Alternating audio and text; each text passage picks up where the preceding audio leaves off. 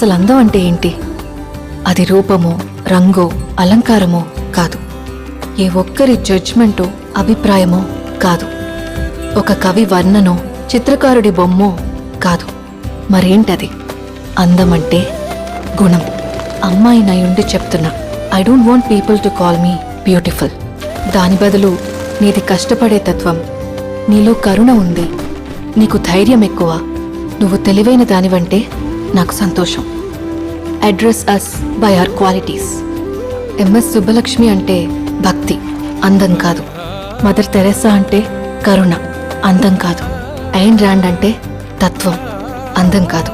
సరస్వతి అంటే విద్య, దుర్గా అంటే ధైర్యం, గౌరీ అంటే తపస్సు, లక్ష్మి అంటే శుభం.